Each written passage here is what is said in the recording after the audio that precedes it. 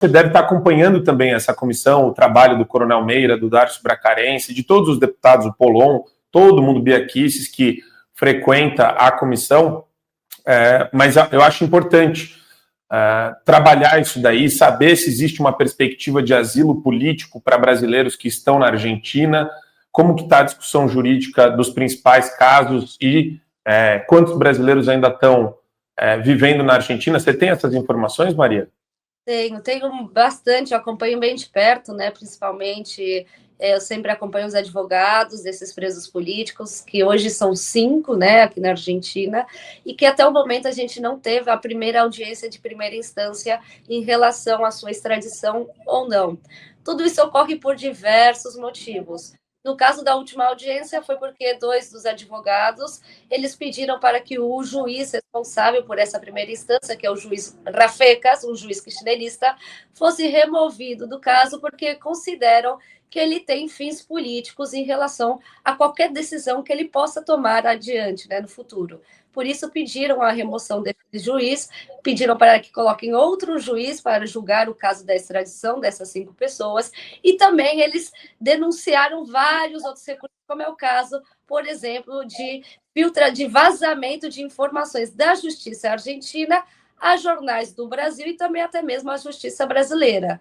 É por isso que essa audiência foi postergada, né, na última vez, até mesmo para evitar que certo pensamento político possa prejudicar o que seria o julgamento dessa primeira instância. O que acontece depois dessa primeira instância? Caso seja essa decisão afirmativa em relação à extradição dessas 5 pessoas, ela irá diretamente para a Suprema Corte Argentina. Aqui temos 5 juízes, no entanto, 2 estão aposentados, temos 2 cargos vazios, então vamos ficar dependentes de 3 juízes para ter uma decisão em relação à extradição ou não. Diferentemente do Brasil, a Suprema Corte Argentina ela é totalmente imparcial, então ela irá analisar cada caso individual e irá tomar uma decisão.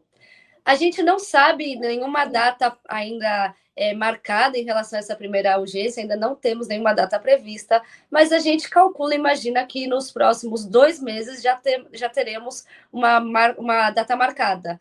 Por outro lado, pessoas que continuam na Argentina, ainda temos cerca de 250 pessoas que vieram do Brasil, né, pedindo asilo político, mas ainda não tivemos nenhum asilo definitivo concedido. Tudo isso porque a CONARE, ela parou, ela falou que vai depender da resposta por parte da justiça argentina e também até mesmo do presidente argentino para poder dar uma resposta em relação se vai conceder ou não o asilo definitivo ou não. Então, a gente vê, sim, que é uma forte influência por parte do governo brasileiro na decisão de concessão ou não de asilos políticos aqui na Argentina. A gente está vendo que há uma pressão por parte do Brasil para que esses asilos não sejam concedidos.